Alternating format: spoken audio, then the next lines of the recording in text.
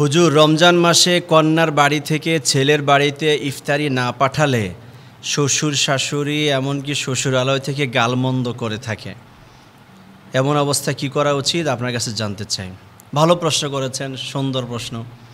শ্বশুরবাড়ি থেকে যদি ইফতার না পাঠায় তাহলে গালমন্দ করে, এমন কথা আমরা আসলে শুনতেও পাই, আসে আমাদের কানে। কিন্তু এটা অত্যন্ত ছোটো লোকই কাজ। এর চেয়ে ভিক্ষা করা ভালো। আপনি মেয়ে বিয়ে দিয়েছেন, আল্লাহ রসুল সাল্লাল্লাহু আলাইহি ওয়াসাল্লাম কন্যা সন্তানের কত ইজ্জত আর সম্মানের কথা বলেছেন। কন্যা সন্তান যখন জন্মগ্রহণ করে এক সময় তো তাদের কোনো ইজ্জত সম্মান ছিল না। ওয়া ইযা বুশশিরা আহাদুহুম বিল উনসা যাল্লা ওয়াজহুহু মুসওয়াদ্দান ওয়া হুয়া কাযীম। আল্লাহ তাআলা বলেন, এমন একটা সময় ছিল যখন কন্যা সন্তানের সংবাদ দেয়া হলে মানুষের ফর্সা চেহারাটা মলিন হয়ে যেত। সেই সময় থেকে টেনে এনে রাসূলুল্লাহ সাল্লাল্লাহু আলাইহি ওয়াসাল্লাম একজন কন্যা সন্তানকে কত ইজ্জত সম্মান দিয়েছেন। কন্যার ব্যাপারে রাসূল বলেছেন, প্রথমে তার পরিচয় হলো সে মা। সে মায়ের ব্যাপারে আল্লাহর হাবিব কী বলেছেন? আল জান্নাতু তাহতা আকদামিল উম্মাহাত, মায়ের পদতলে সন্তানের বেহেশত।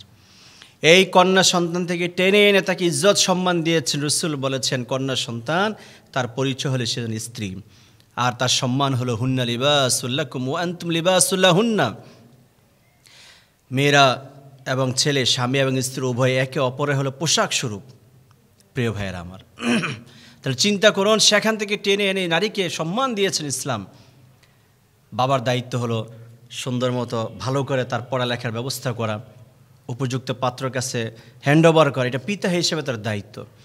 যখনই কোনো ছেলের হাতে তার মেয়েকে অর্পণ করা হলো, স্ত্রী হিসেবে তার দায়িত্ব তুলে ধরা হলো, তখন স্বামী হিসেবে দায়িত্ব হলো তার সব কিছু ইন্তজাম করা, তার হালাল হারাম তমিজ করে তাকে চালানো। তার সব কিছুর দায়িত্ব একজন স্বামীকে নিতে হবে। এটার সাথে শ্বশুরবাড়ি ইফতারের কী সম্পর্ক আছে আপনারাই বলেন। শ্বশুরবাড়ি থেকে হাদিয়া পাঠানো, এটা তো শ্বশুর শাশুড়ির ইচ্ছার উপর নির্ভর করে। তিনি যদি মনে করেন তার মেয়ের বাড়িতে তিনি ইফতার পাঠাবেন, ওয়েলকাম, আলহামদুলিল্লাহ। যদি না পাঠান সেটাও ওয়েলকাম, আলহামদুলিল্লাহ। কারণ এটাকে নিয়মে পরিণত করা, এটা একটা কুসংস্কার ছাড়া আর কিছুই নয়। হাদিয়া দেওয়া নেওয়া ওটা হলো সুন্নত।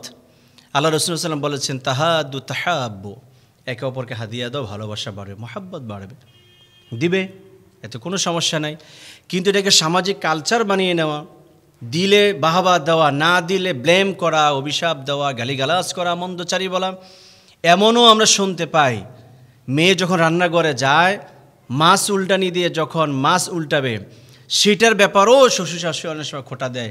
তুমি যে মাছ উল্টাচ্ছ, সেটাকে বাবার বাড়িতে এনেছ? আস্তাগফিরুল্লাহ। প্রিয় ভাইয়েরা আমার, এগুলো সবচাইতে নেস্টি এবং খারাপ স্বভাব। এগুলি থেকে আমাদের চলে আসতে হবে। অবশ্যই আমাদের এখান থেকে ফিরে আসতে হবে, কারণ এগুলি খুব ভালো দিক নয়। কন্যা যখন, পুত্রবধূ যখন আপনার ঘরে থাকবে, আপনার দায়িত্ব তার দেখাশোনা করা। শ্বশুর বাড়ি থেকে কী আসবে না আসবে, মেয়ের বাড়ি থেকে কী আসবে না আসবে, এটা মেয়ের বাবার উপর নির্ভর করবে। যখন যা দিবে আলহামদুলিল্লাহ। মেয়ের বাবা তার সামর্থ্য অনুযায়ী যখন সে যা পারবে মেয়ের জন্য সে পাঠাবে, জামাইয়ের জন্য পাঠাবে, বেআইনের জন্য পাঠাবে, আত্মীয় স্বজন সে পাঠাবে। এটা একান্ত তার বিষয়।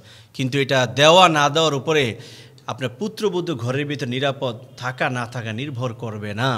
এটা কখনো রুচিশীল মানুষের কাজ হতে পারে না। এর সবচেয়ে নিকৃষ্ট ভিক্ষাবৃত্তি।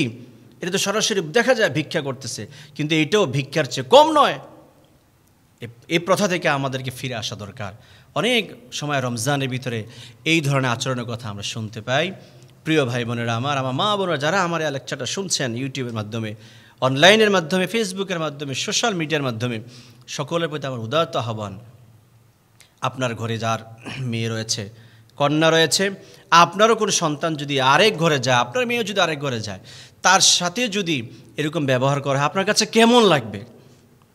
সুতরাং আপনার ঘরে যে কন্যা সন্তানটি আছে, তাকে আপনার ঘরের জন্য এটা আমানত মনে করবেন, আপনার কাছে আমানত দেওয়া হয়েছে। সুতরাং আমরা এই ধরনের ব্যাড কালচার থেকে আমাদের নিজেদেরকে ফিরে আনা দরকার। এগুলির সাথে যেন পুত্রবধূর সাথে ব্যবহার ভালো করা খারাপ করা নির্ভর না করে থাকে। আত্মীয়তার সম্পর্ক ধরে রাখতে হবে। শ্বশুরবাড়ি এটা তার কাছে অনেক বড় একটা এমন একটা আবাসন জায়গা যেখানে তার আপনজন কেউ নেই, তার মা নেই, তার বাবা নেই, তার ভাই নেই, তার বোন নেই, একলাই একটা অপরিচিত ঘরে গিয়ে সবাইকে আপন করে নিতে হয়। সুতরাং আপনিও এগিয়ে আসুন, তাকে আপন করে নিন, তাকে ভালোবাসা দিন। এই সকল ছোটোখাটো বিষয় নিয়ে আমরা কখনো মনোমালিন্য করব না, ফোর্স করব না, কখনো ছলছতরিভাবে খেলতামাশারভাবে অথবা উপহাস করে বা ঠাট্টা করে আমরা এই কথাগুলি বলতে যাব না। আল্লাহ তাআলা আমাদেরকে এই ধরনের বাজে আচরণ থেকে, বাজে কালচার থেকে আমরা যেন ফিরে আসি, আল্লাহ তৌফিক দান করুক। আর মেয়ের পক্ষ যদি তারা মনে করেন হাদিয়া দিবেন, আপনারা দিলে তো মহাব্বত বাড়ে, আন্তরিকতা বাড়ে। মেয়ের পক্ষে যারা আছেন আপনারা পারলে পাঠাবেন, না পারলে যেন ছেলের বাড়ির পক্ষ থেকে যেন কোনো ব্লেম বা অভিযোগ যেন না আসে।